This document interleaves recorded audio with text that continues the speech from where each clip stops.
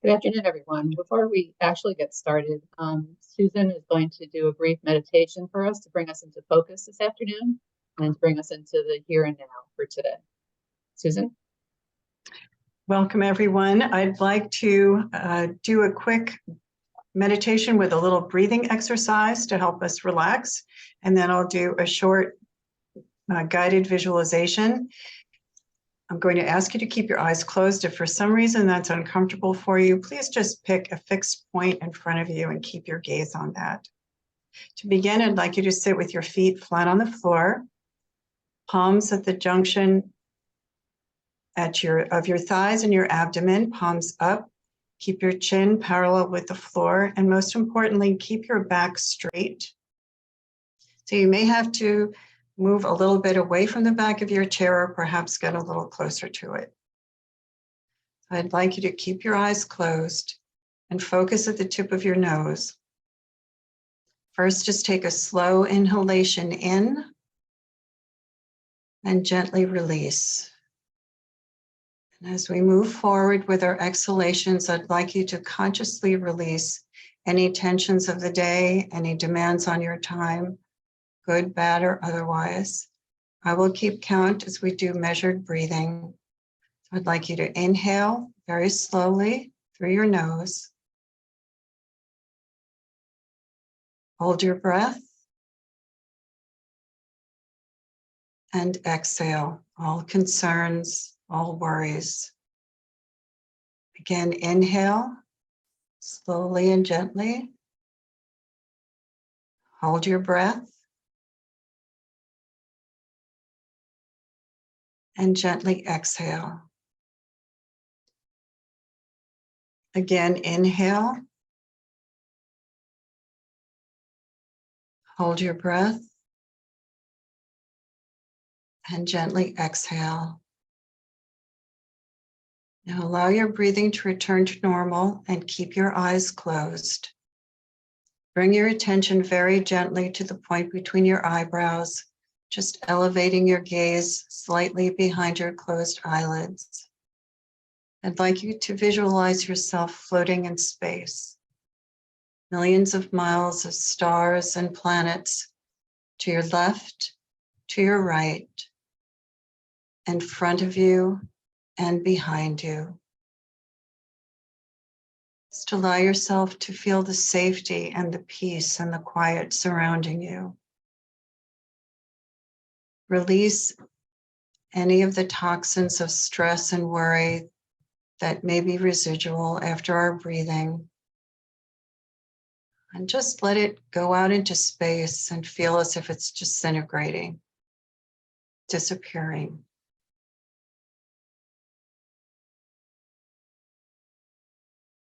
And now into that space, I'd like you very gently to bring in the peace of the space around you.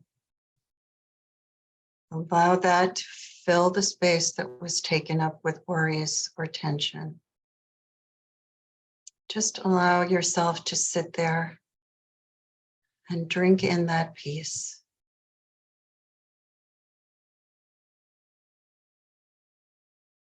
Allow it to wrap around your mind and your heart.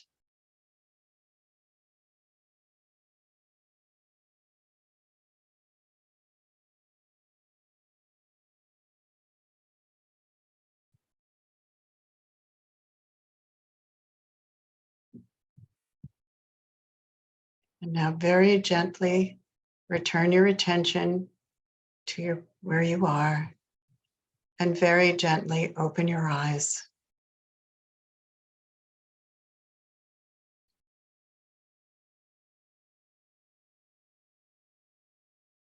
Okay, Nancy. Thank you. I think I'm a little too relaxed now. I'm Nancy Stek, and I'm with the New Jersey Lawyers Assistance Program.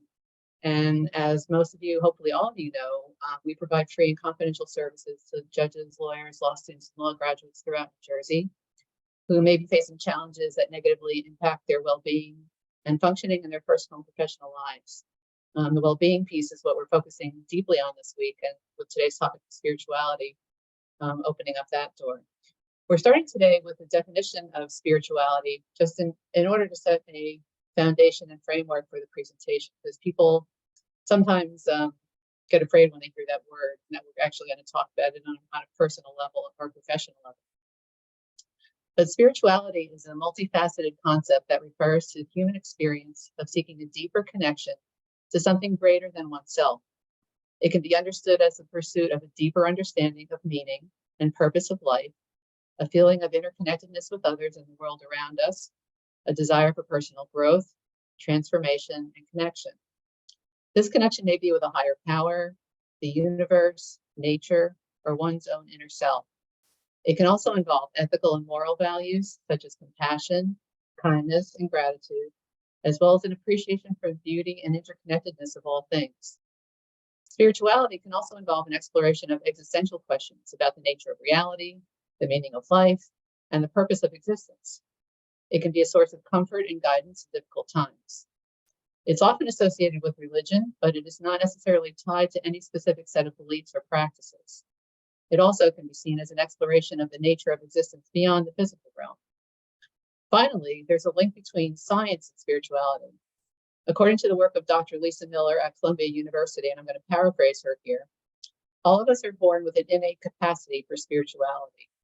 Neuroscience actually proves that cultivating spirituality, or the awakened brain, leads to things like greater grit, greater optimism, and greater resiliency. And conversely, it insulates us against things like addiction, trauma, and depression. Unfortunately, we're not addressing the neuroscience piece, but it's an important piece that I wanted to bring to your attention today. And if you can look up Dr. Lisa Miller and read more about it, it's a fascinating aspect of this, and perhaps we'll do something in the future about it. But ultimately, spirituality is a deeply personal experience. And we have 3 presenters today who are going to share those experiences with you. Just so that you know, you can put questions in the Q&A box as we go along. We won't be addressing them until the very end. And our first presenter is Susan Wilk, who did the marvelous relaxation exercise. And Susan's legal career launched with criminal appellate work. She relocated to Washington, D.C. to serve as senior attorney with the Securities and Exchange Commission, Division of Market Regulation, and the Division of Corporation Finance, where she was senior branch attorney for several years. After the SEC, she joined the Office of General Counsel of the Federal Home Loan Bank Board. Susan returned to New Jersey and served as general counsel to one of New Jersey's leading IT firms. Susan believes in living one's life personally and professionally, grounded in universal spiritual principles. Susan discovered the far-reaching benefits of meditation when grappling with grief, and discovered that meditation supports us professionally as well as personally. She undertook extensive training and became certified instructor of meditation and stress management. Through her business, Focused Mind Dynamics, she provides training in business, academic, healthcare, and nonprofit settings, as well as for individuals. Susan is currently focusing upon assisting those in the legal profession.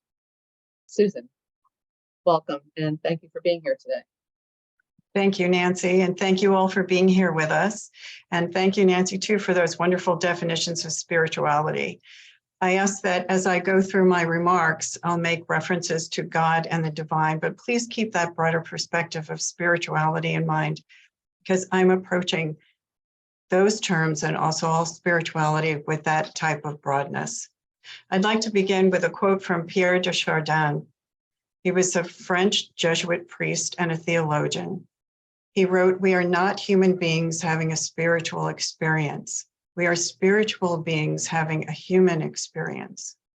And that quote resonated with me at a very deep level. And I think it's at the core of my own spirituality. I think we are all, first and foremost, spiritual beings. My spirituality has been evolving since I was a little girl. And I think now I'm at the point where I would say I have one foot in Eastern traditions and one foot in Western traditions. I draw upon all of them, and it works very well for me.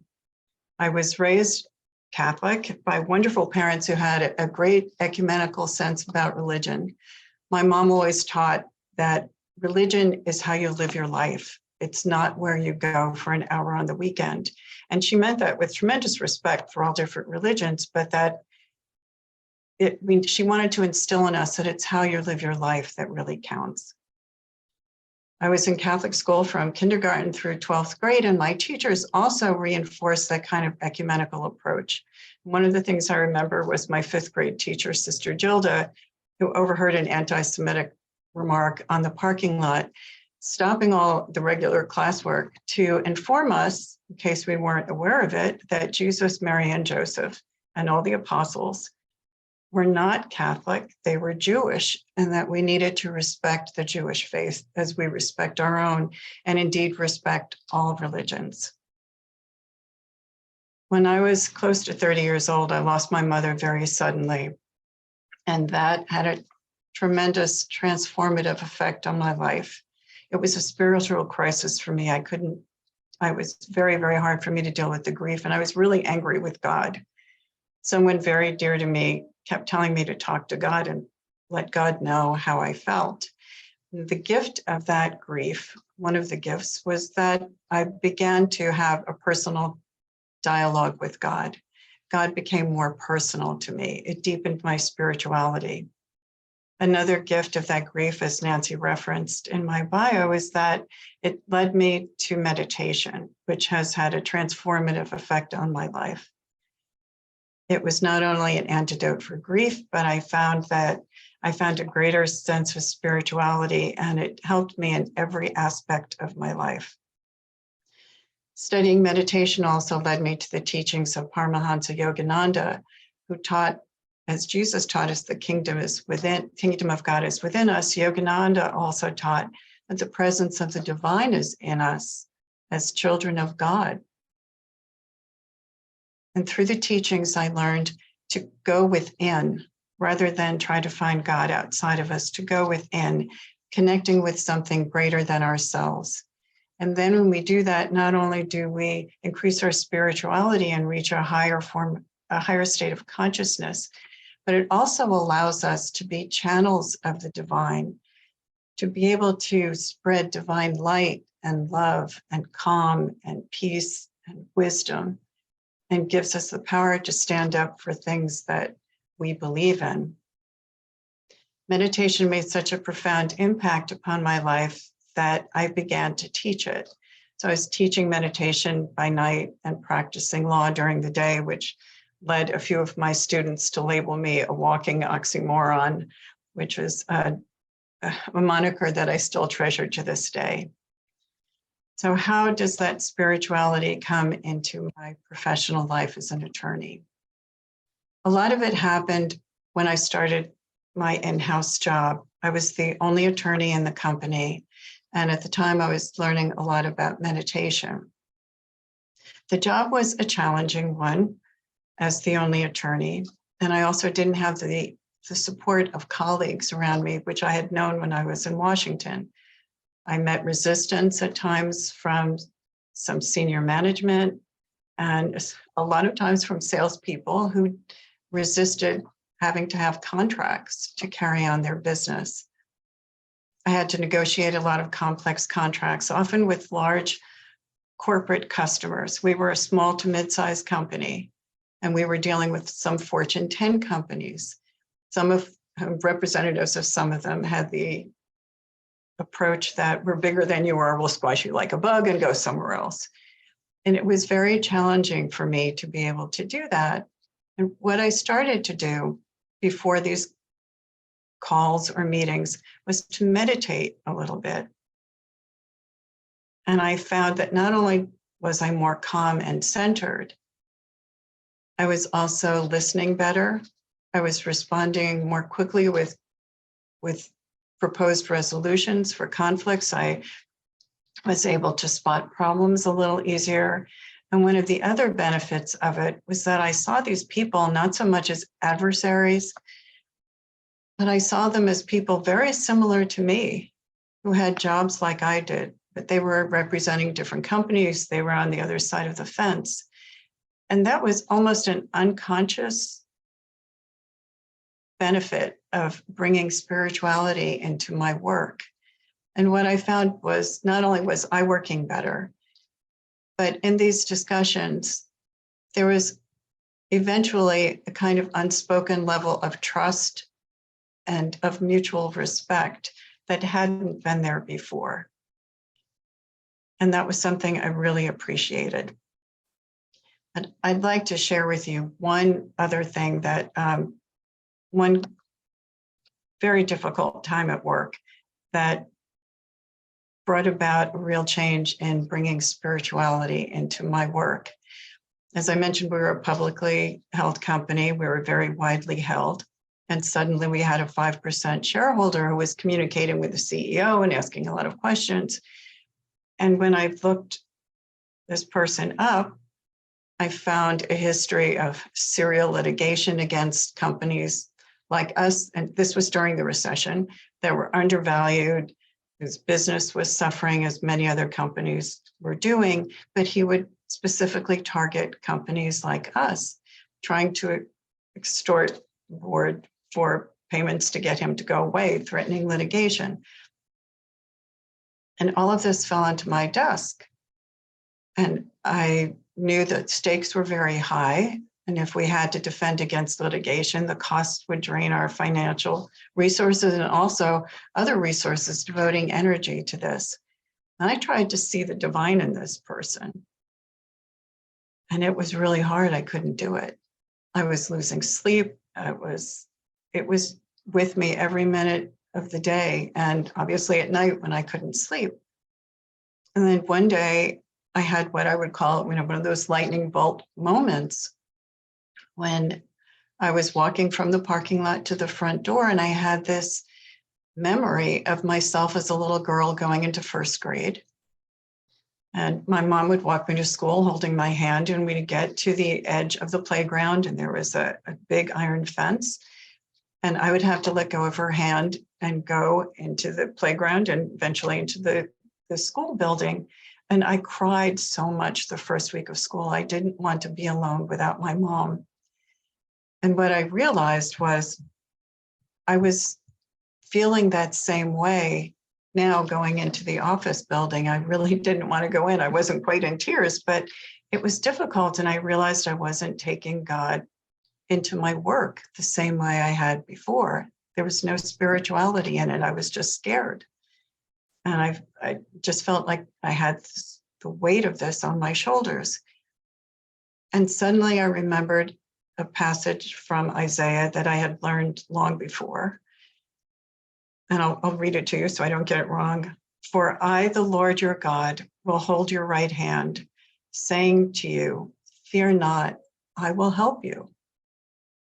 And it was so moving to me that I finally did take God into the classroom with me, into my work, not the classroom, into my office. And I have ever since. I've taken God with me into a whole lot of buildings when things were tough, a whole lot of meetings at work, work-related and non-work related. I've made God a kind of silent partner. And I had read something by Emmett Fox years ago that said, if you were in business and somebody offered you the services of someone like Warren Buffett or Bill Gates, would you turn it down? No. And so if we think as attorneys of turning down the greatest legal minds that we know, would we turn it down? No. And we all have access to the divine intelligence. And we just need to invite it in. It won't come on its own. We need to invite it in. And going back to this, God holding my right hand, I held on to that image to the point where sometimes if things were really tough, I find myself sitting with my hand up in the air. And it really changed the way I handle all kinds of business, personal and professional. And as a postscript, this gentleman did sue us and we had to fight him off, but his case was dismissed. And I'd like to close with another one of my favorite quotes. It's from St. Francis of Assisi, who, of course, was a Catholic saint, and it references the gospel. But if the gospel is not something that's in your particular belief or your spirituality, I ask you to replace the gospel with the Torah or the Bhagavad Gita or the Quran or the sacred Dhamma, whatever works for you. And the quote is, preach the gospel every day. and when necessary, use words. As my mom said, it's how we live our life that really shows our spirituality. So thank you very much. And I hope this helped. Thank you, Susan. I think one of the important things and why we're here today is the connection between our spirituality and work. I think many of us are comfortable talking about our spirituality in our personal lives, but don't necessarily make the connection to work, and we kind of pack that part of ourselves away and leave it at home when we leave for work in the morning and go to the office in the morning and spend our day, doing what we do. So thanks for making that connection. And ultimately, I know our other two speakers will make that same connection, because that's why we're here today, is bringing that important part of us, and that part of us that makes us stronger and better at what we do, into the place where we want to be stronger and better at what we do. So thank you. Our next speaker this morning is Kimberly Deal. And thank you for joining us, and I appreciate giving us your time and sharing your experience and insight. Kimberly Deal is a graduate of Seton Hall Law School and has practiced law in both private and public sectors for more than 20 years. One of her areas of concentration is real estate. She's from a large family where she is the seventh of 8 children and the youngest daughter. She grew up loving education, sports, music, family, and God. She strongly believes in the power of having a relationship with God and the spiritual practices for overall well-being. This has helped her navigate life, motherhood, and the legal landscape over the years. Her faith is integral to her sense of purpose, and she finds solace in prayer and mindfulness.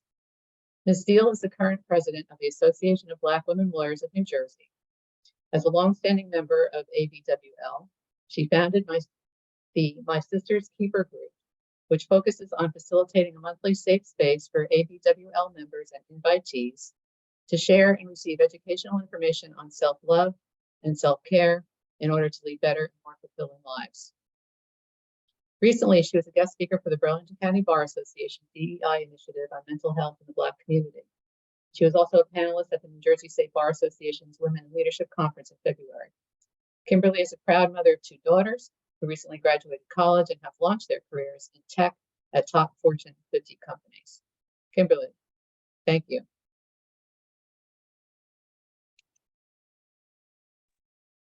Thank you, Nancy. Trouble unmuting.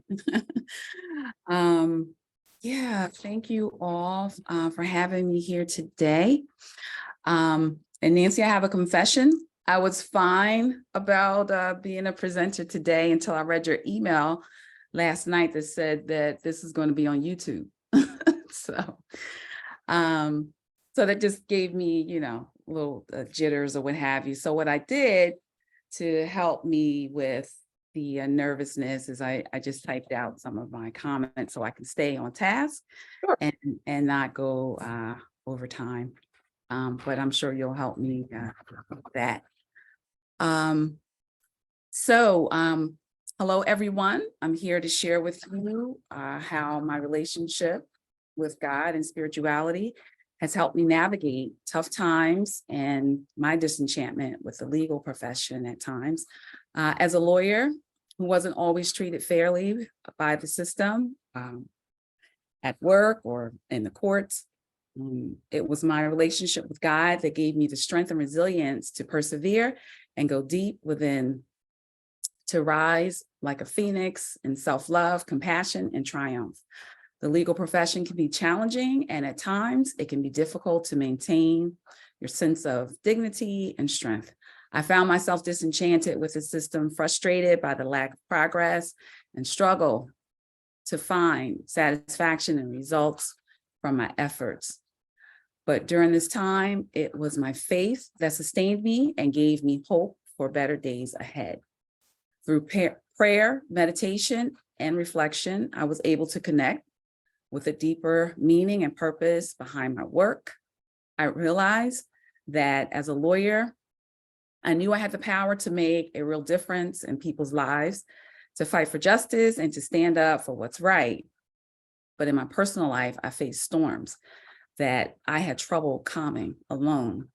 My faith gave me the conviction to continue doing what I knew was important, even when it felt like it was an uphill battle.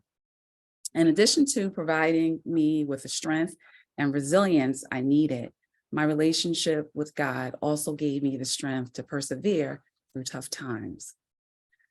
There were moments when I felt defeated, when I wasn't getting the outcome I deserved, and when it seemed like there was no end in sight. But during these moments, I turned to prayer and found comfort in knowing that I was not alone.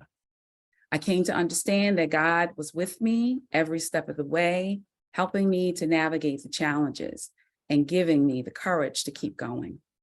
This realization gave me a renewed sense of hope and allowed me to approach my roles in life as a lawyer, a mother, a sister, a aunt, head of household, caretaker, and a go-to person with great determination and focus. My spirituality helped me to find peace and balance in my life.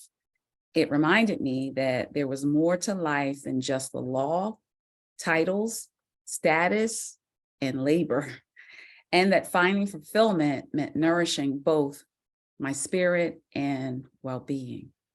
I began to make time for meditation, for reflection, more time for prayer and self-care, and recognizing that these practices were just as important as my various roles I played in life. I want to emphasize that a true relationship with God and spirituality can be a powerful force in navigating tough times and finding meaning in our lives.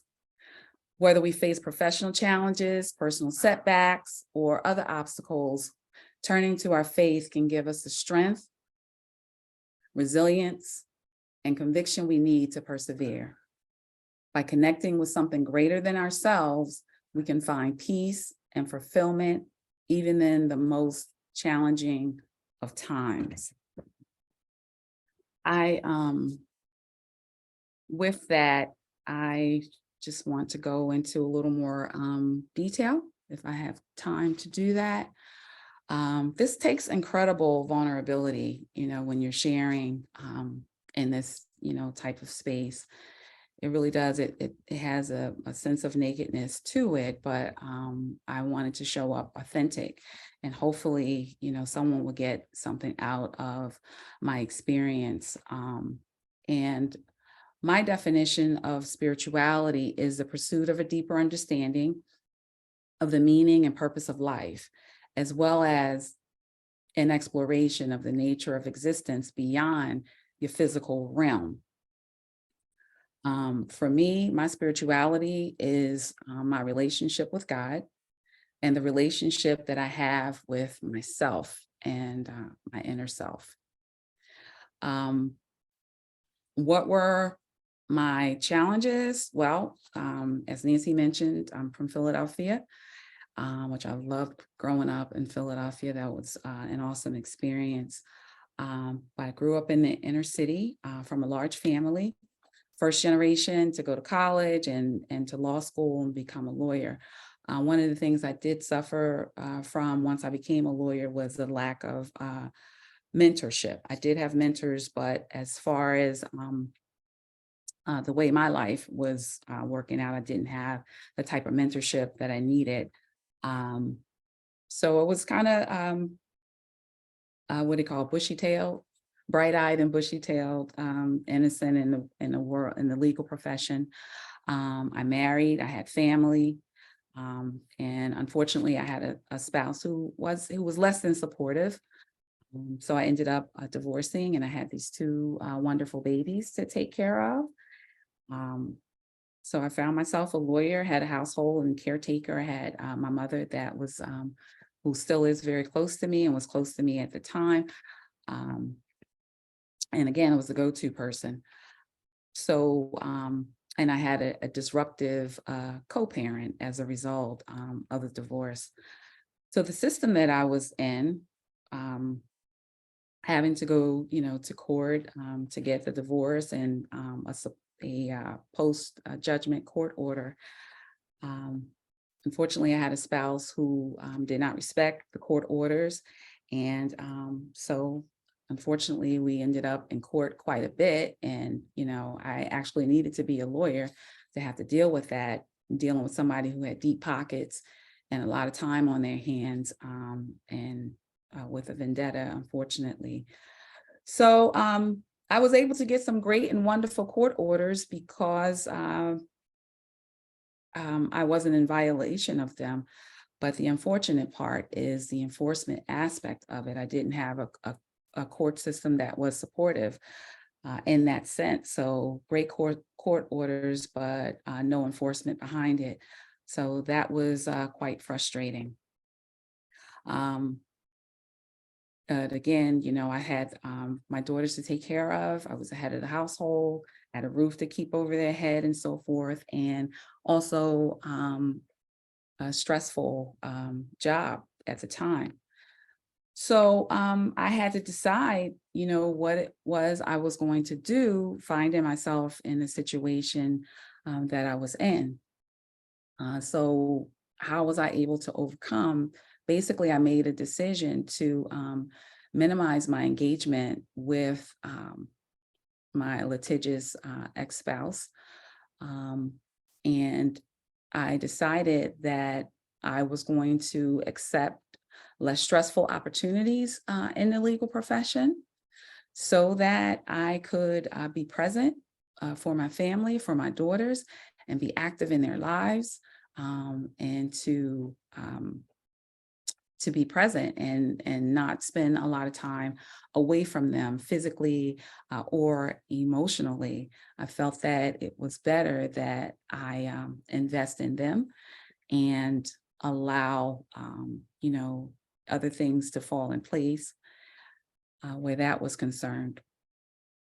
So fortunately, I did, you know, make that decision to spend more time with them and to focus on them. And I did it with less money, but we were still able to have a good quality of life. The other thing that I decided to do was to focus on their lives, but also community service. That helped me quite a bit. And believe it or not, this is all a form of spiritual practice, so to speak, because I had to connect to myself and connect with the things that were important to me, as opposed to trying to keep up with the Joneses or trying to keep up with appearances or trying to go after those big opportunities that will bring attention and more money and all those things that being a lawyer can bring you in this profession. So those were the things that I chose to focus on. And like I said, community service, focus more on my church. And that became, you know, part of my family. I served quite a bit in that capacity on the executive board and as trustee in the women's ministry. And that gave me a lot of satisfaction and a sense of community. I also did quite a bit of pro bono work, believe it or not, even in the midst of my circumstances. And that gave me a lot of satisfaction, as well as peace of mind. I also decided that I was going to stay close to God and stay close to my faith, and stay close in prayer and creating communities that supported that. I attended a church, you know, church services quite a bit. I got my daughters involved. I prayed with them as well. And, you know, we did a lot of community things together within the church. And yeah, and prayer was important. I practiced mindfulness. I also educated myself about mindfulness and learning more about self-love and connecting to myself. I also learned to set boundaries and stop it with all the people pleasing. Yeah, so I learned to set boundaries, and that even included me setting boundaries with myself and not over giving of myself and not spending too much time, you know, like I said, people pleasing and doing too much for others and not doing enough for myself. The other thing was, yeah, so I talked about mindfulness. Exercising was very important to me. That was a part of my spiritual practice. And therapy was also important. Therapy is no longer a bad word. It's good to have somebody to talk to, somebody who you can bounce your ideas off of and the experiences that you're going through. It's even better if it's with somebody who has a spiritual background similar to your own, to give you that, spiritual guidance, from God's point of view. Another part of my spiritual practice is regular doctor's appointments and checkups and so forth, to make sure that all systems are working in order, checking your A1C, checking your cholesterol, checking your blood pressure, and all these things. That's a matter of connecting with yourself and part of a spiritual practice as well. Reading, learning and unlearning. I had to unlearn quite a bit about self-love, for example. That was a bad word growing up. Like we were always supposed to not think more highly of ourselves than we ought to, or think more highly of, others and put others before yourself, and all those kind of things that really kind of sent mixed messages. Because at the end of the day, it does not make a whole lot of sense, because you can't pour from an empty cup. And learning to love yourself, it actually gives you more to give to other people. When you love yourself, you can pour from a cup that's overflowing, as opposed to pouring from a cup that is empty. So in conclusion, I hope you were able to get something out of that. And fortunately, as Nancy read, my daughters are doing great, and they are both college graduates who did extremely well in school. They are women in tech. They work for top Fortune 50 companies. They're on their own. And I am now an empty nester. I was able to maintain good health. I was able to maintain good blood pressure, still physically fit and mentally sane most of the time. And I realize I have a ways to go, but I thank God that I'm on the right track, and I have more time for myself. I'm learning new areas of law now, and I appreciate that. And I feel like, my life is just beginning. There's so much more for me to explore, and even being in this space right now is new for me. But I welcome this opportunity, and hopefully you were able to get something from my experience. And I thank you all for listening. And thank you, Nancy, for inviting me to be a part of this experience. Thank you. Thank you, Kimberly. I know I got a lot out of your talk, and there are lots of words that come to mind that are so key in terms of spirituality. The one that stands out to me right now is meaning, and the importance of finding meaning in what we do and meaning in our lives. And that's a very individual pursuit. Like I can't find meaning. I can't bring meaning to something that's that doesn't belong to me. Right. I can't have your meaning and make it important to me.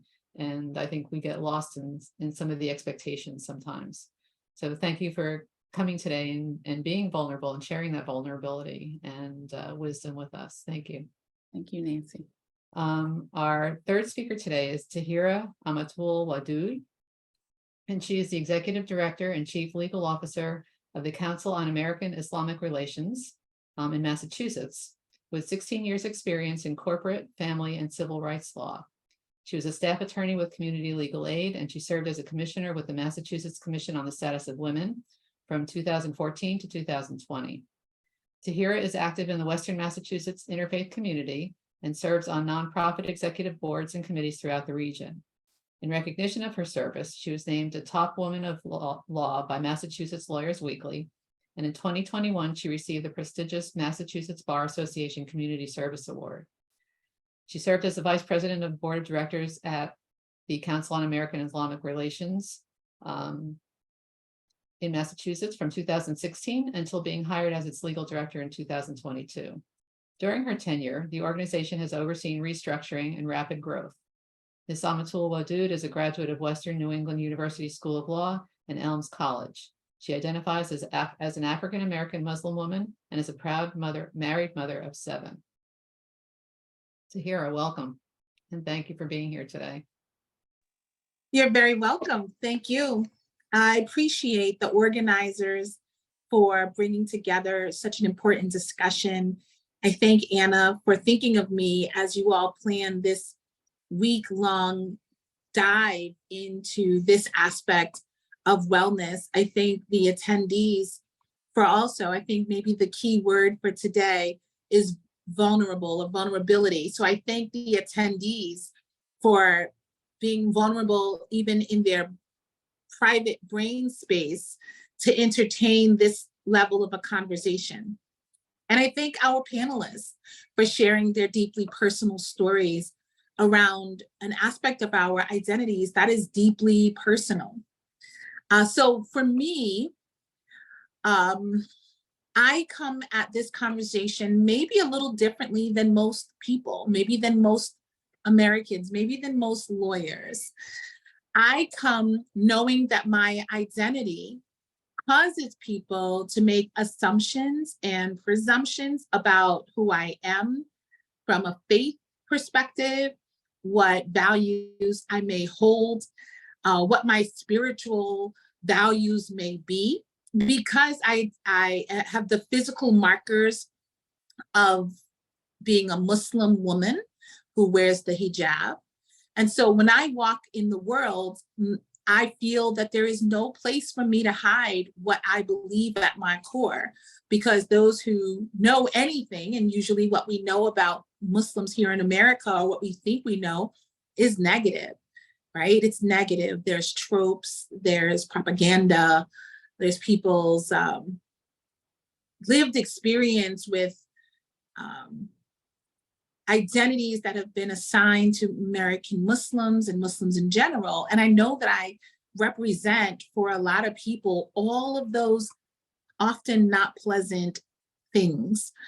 And so when we talk about spirituality, for me personally, it's not, and I know that the point of this discussion was not from a proselytizing way. It wasn't to talk about religion, religious practice, but I can't avoid talking about my personal experience without invoking some of that.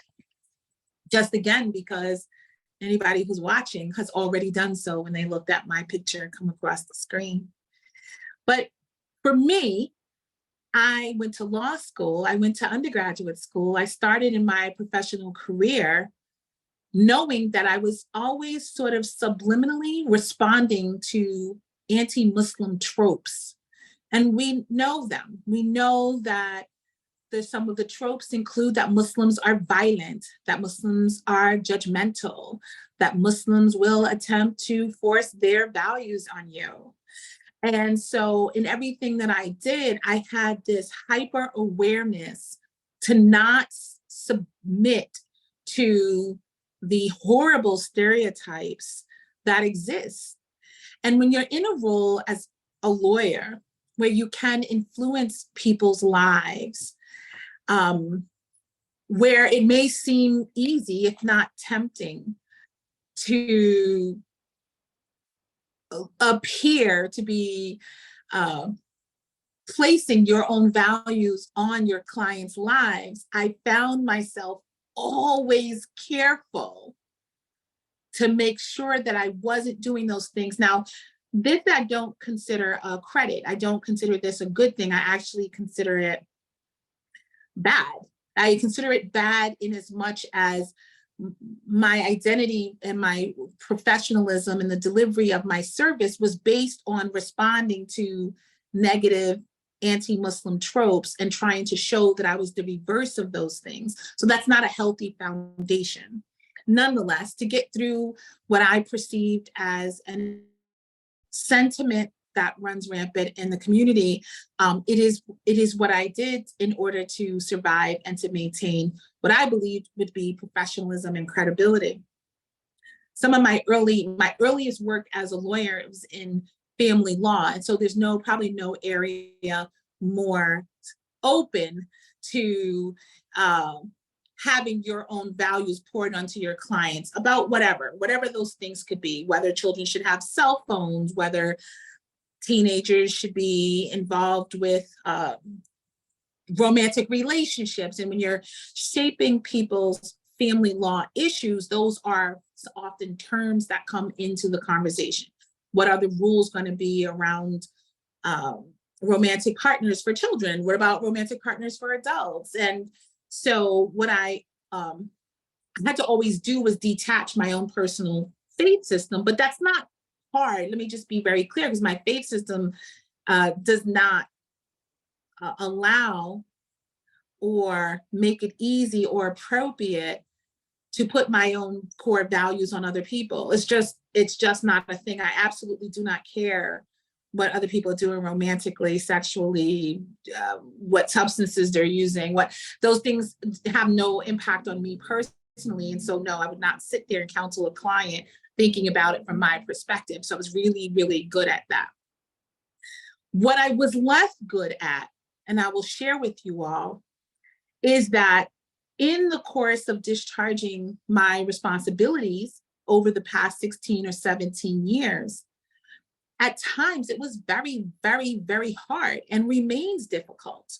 But it was hard 17 years ago because of a number of factors, not the least of which is being a Black woman in law is difficult, that being a Muslim is difficult, being a woman in law is difficult, being a young attorney in law is difficult. Today in Western Massachusetts, I'm pretty confident I am the only Muslim woman who wears hijab in the 4 counties, right? So being the only one is difficult. So all of those things made my entry into law a challenge that I was willing to overcome, but it was very, very stressful. Sometimes I was mistreated.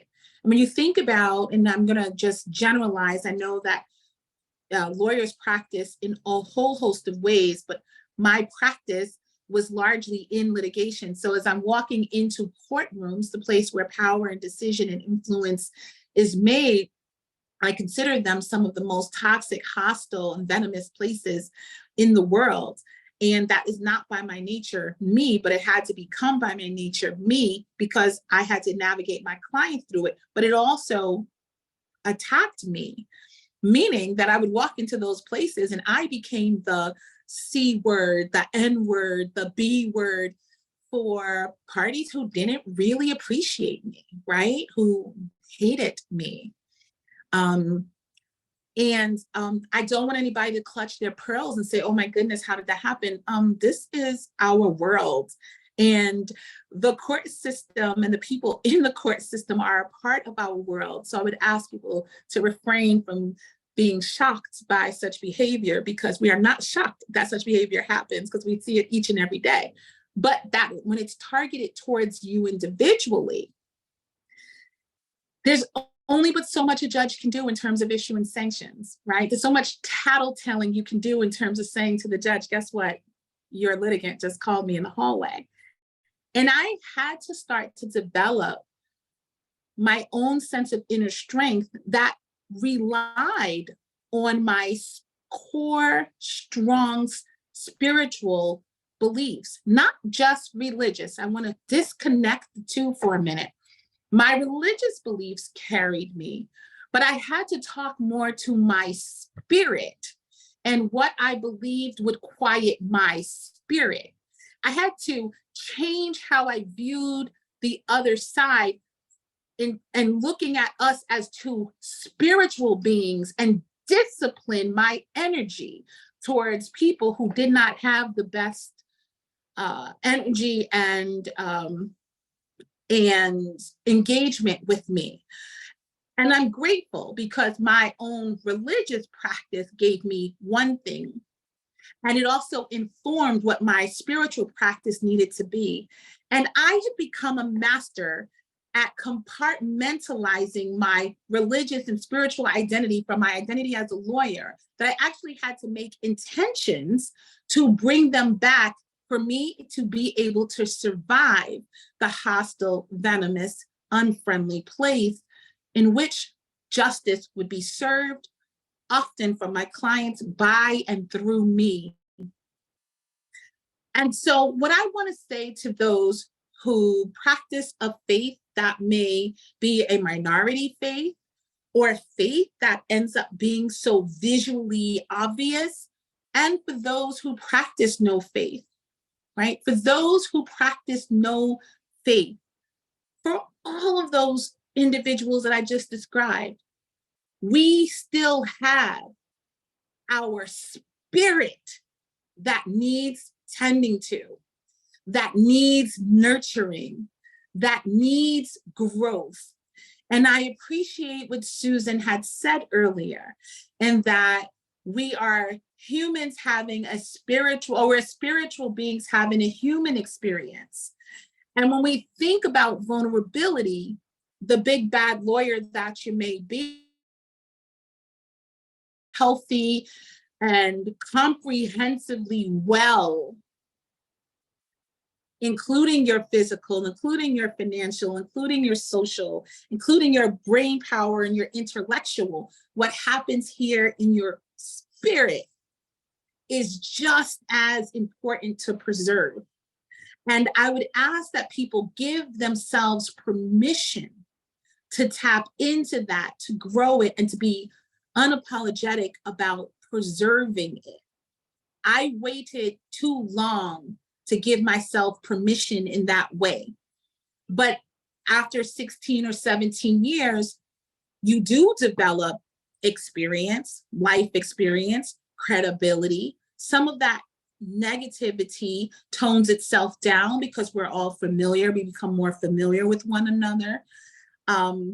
But also just owning your space and walking into what you need, because you go from being 30 something to being 40 something. Some of that progression of time also allows you a level of confidence and growth that you might not have. But I tell that to people who are studying for the bar exam and people who have been practicing for 20 or 30 years, to not ignore the spirit, to not separate yourself from yourself in order to provide a service and to do a job that you believe the disconnect allows you to comport with the expectations, because you get to define what the expectations are and what the reality is when you come as your whole self. We give a lot of talk about diversity, equity, and inclusion.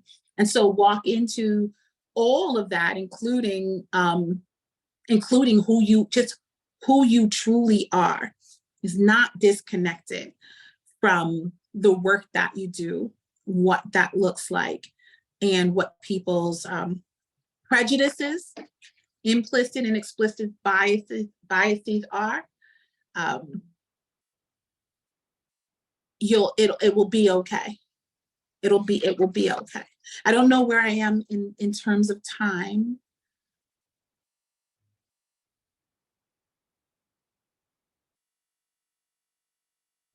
We have 6 minutes left in this session. Okay. I will share, thank you for that. I will share that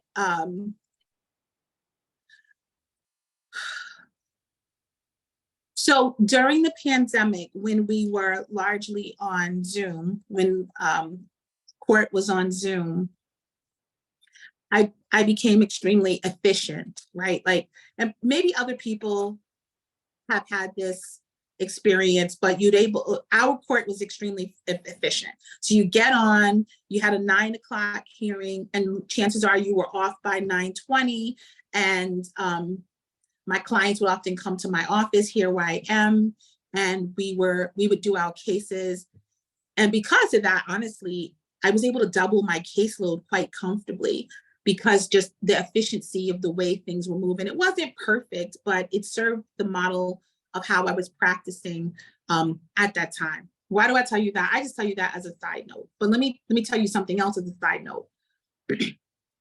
So during a pandemic where the world is in tears and disrupted, and all of the challenges that we know that we had, in many ways, I felt like I was thriving, not just in how I was practicing law and getting results for my clients and making money, But I also realized after a while that I wasn't having the toxic, hostile, negative, hateful interactions with the world that Black women do, that Muslim women do, that women do, because I was sitting in front of my computer, right? And so we're just going to talk about child support. Nobody's giving me the jerk off signal as I'm walking down the hallway in the courtroom, right? I'm able to just focus on the issues. I'm able to get in and get out. And after about a year, I said to myself, I feel so good. How am I feeling good in the middle of a pandemic? Well, the answer came to me after reading an article about little Black and brown girls who said they preferred to be educated in public school on Zoom because they also were not subjected to all of the terrible things that little Black and brown girls will report to you that they are the victims of by classmates, by teachers, et cetera. The over-sexualization, the over-discipline, all of the things. It doesn't take a scholar to know what young girls at that age are saying that they are subjected to in their public school experiences. And these girls were saying, I am glad I'm on Zoom. And again, in a world where Zoom was less than ideal, for some of us, it allowed us to heal from pains and hurt and trauma and beliefs and assaults and disrespect and verbal abuse that we had grown accustomed to receiving. And I think to myself, boy, what a world we live in when it is a pandemic that gives us relief. And what a very messed up world it is that it takes a pandemic to give us relief and to give us a break that we didn't know that we needed. Because after all of these years, you grow accustomed to learning how to respond to all of that bad behavior and deliver excellent service, excellent professional service to your clients. So when we talk about tapping into the spirit, there was probably nothing that I took away from the experience of March 13, 2020. I always ask people, for you, when did the pandemic become real? For me, it was March 13, 2020, when our court systems closed. Up to this day, nothing became louder for me than the fact that I needed to be off the grid in order to heal from the disrespect that I faced each and every day. And I just want to make it really clear.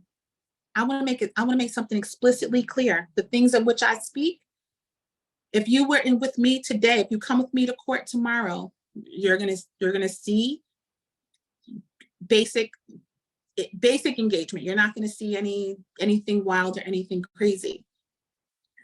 But so much of even basic engagement still remains highly inappropriate because we're taught to not really speak about that.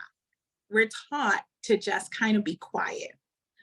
And so now that I've sort of spilled the beans on the sheer trauma that many of us are subjected to as a normal practice, people get uncomfortable. But the one thing about focusing on your spirit is that you tell the truth when it's appropriate, right? Whatever that means for people. You make space for other people who are having the experiences but don't have the language. You make space for those who could and should be allies or who can and should be doing better so that people like me aren't traumatized at the end of the day when all I wanted was a little extra child support for my client. And so sitting down at the end of the day and the beginning of the day with a focus on that spirit, a focus on being true to myself is what taught me, is what sort of guided me to become stronger.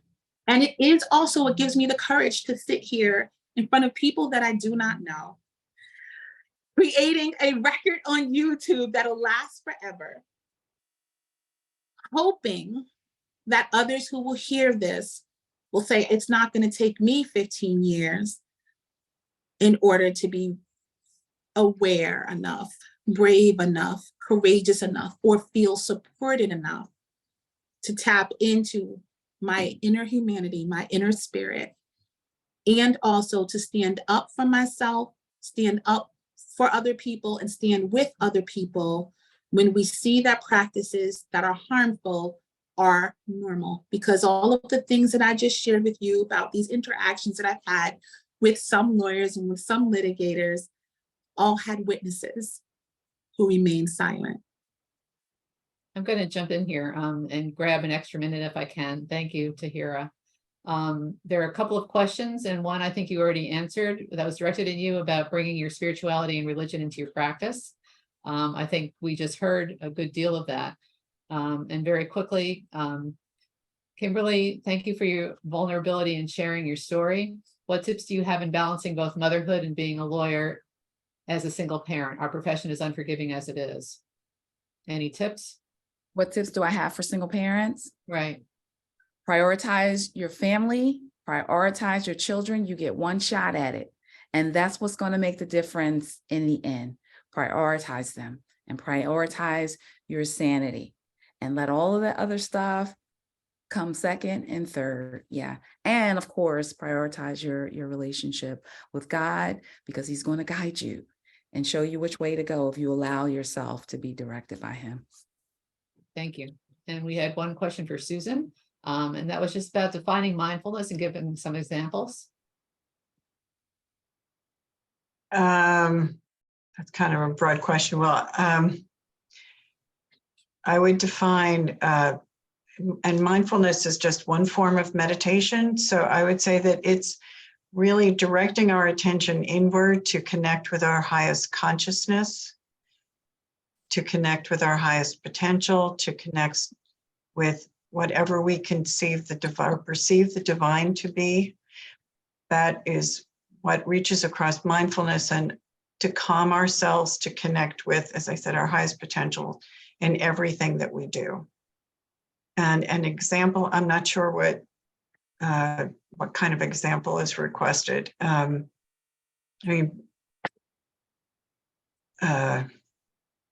that I'm a little stumped by that one. There's a comment from one of the attendees to everyone. Thank you for your honesty. And I would also like to thank you for that. And again, making yourselves vulnerable in the way that you have today. I think this is an incredibly important conversation for us to continue. And I hope that we find a way to do that down the road and keep this line of communication open as a way of connecting, which we know is important spiritual value and keeps us all healthy on many levels. Again, thank you, Susan, Tahira, and Kimberly. And thank you, audience members, whoever you may be, for coming today. And hopefully we'll see you tomorrow. Thank you. Thank you, everyone. Thank you.